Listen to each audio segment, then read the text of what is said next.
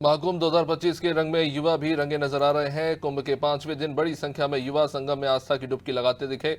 ऐसे में अनादि टीवी ने संगम पर मौजूद युवाओं से भी बातचीत की। आइए देखते हैं।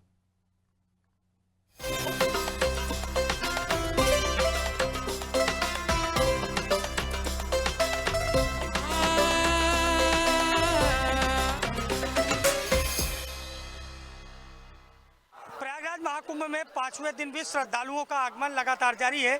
सबसे पहले सहयोगी से चाहूंगा कि आपको दिखाएं, इस वक्त मेरी मौजूदगी संगम पर है और संगम किनारे सुबह से ही स्नान के लिए हजारों की संख्या में श्रद्धालु अलग अलग स्थान पर बने हुए हैं। आज भी 5वें दिन सुबह से संगम में आस्था की डुबकी लगाने पहुंच रहे हैं। हमारे साथ कुछ युवा श्रद्धालु हैं जो अवध से आए हैं और इनसे बातचीत करेंगे और जानेंगे कि इस बार का दिव्य भव्य और नव्य महाकुंभ कैसा है, युवा क्या सोचते हैं सनातन धर्म के बारे में, प्रकृति के धर्मोत्सव के इस सबसे बड़े कर्मोत्सव के बारे में और विश्व की सबसे बड़ी अमूर्त सांस्कृतिक धरोहर महाकुंभ के बारे में। सबसे पहले आपसे जानते हैं कि आप युवा हैं और कहाँ के रहने वाले हैं और क्या देखा आपने प्रयागराज महाकुंभ में? सबसे पहले इस धरा पर आपका स्वागत करते हैं कुंभ के प्रयाग नगरी में। ये दिव्य और भव्य कुंभ मैंने अपने छोटे से जीवन में या हमारे पूर्वजों के जीवन में पहली बार इस तरीके का कुंभ का आयोजन हुआ है। लाखों लोग, पूरे हिंदुस्तान के कई राज्यों से आए हुए लाखों लोगों का वहाँ किसी प्रकार का कोई सपोर्ट नहीं था। एकदम ये आप समझिए कि वहाँ की बैरिकेडिंग व्यवस्था एकदम कचड़ा सा था, ना प्रशासनिक व्यवस्था थी, ना आवागमन। सागर गए थे आप? गंगा सागर था। और यहाँ आके हम लोग लगभग 50-55 लोग हैं जो भ्रमण किए धर्मस्थल अनेक कई। तो हमने कुंभ में जब आया तो हम लोगों की आत्मा तृप्त हो गई। यहाँ की सुरक्षा व्यवस्था देख के, प्रशासन के प्रति, आपके माध्यम से प्रशासन के प्रति, सरकार के प्रति मैं बहुत कृतज्ञता ज्ञापित करता हूँ। मुख्यमंत्री योगी आदित्यनाथ ने कहा था कि ऐसा महाकुंभ होगा न भूतो न भविष्यता और लोग याद करेंगे सदियों तक, ऐसा आयोजन हमारे द्वारा किया जाएगा। क्या आप सहमत हैं? क्या वैसा आयोजन है? जी जी जी, बिल्कुल बिल्कुल। इसमें देखिए, इसमें किसी प्रकार का किसी का भेदभाव नहीं है। सनातन धर्म सबका सम्मान कर रहा है। कुछ मुस्लिम मौलाना थे, साबुद्दीन रजवी, उन्होंने कहा ये वक्फ की जमीन है, महाकुंभ नहीं होने देंगे। और आज विशाल महाकुंभ, भव्य महाकुंभ हो रहा है। ऐसे लोग जो सनातन पर प्रतिघात करते हैं, मुख्यमंत्री ने तो साफ कहा कि जिस भाषा में समझेंगे उसमें जवाब देंगे अगर व्यवस्था व्यवधानित।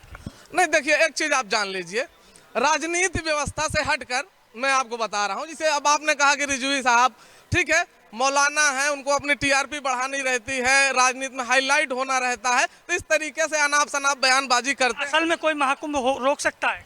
नहीं नहीं नहीं, कोई पैदा ही नहीं है कि जो महाकुंभ रोक सके। न सदियों से कोई रोक पाया है, न रोक पाएगा।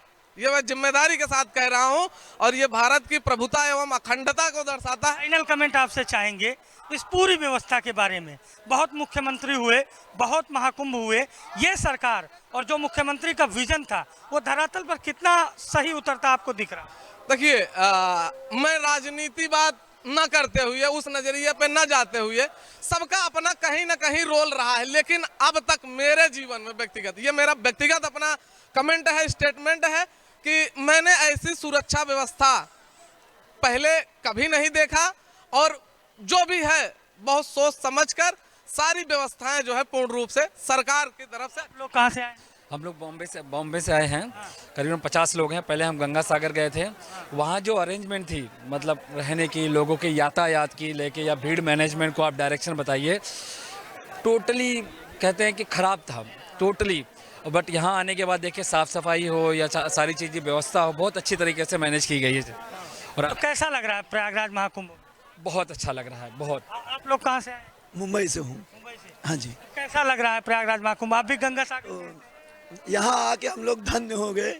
और दूसरा, बंगाल जो गए थे गंगा सागर, वहाँ तो पूरी तरह से वहाँ अपनापन कहीं दिखता ही नहीं कि अपना है। उधर बहुत ही अलग है और उधर व्यवस्था बेकार है, पूरी तरह से बेकार है।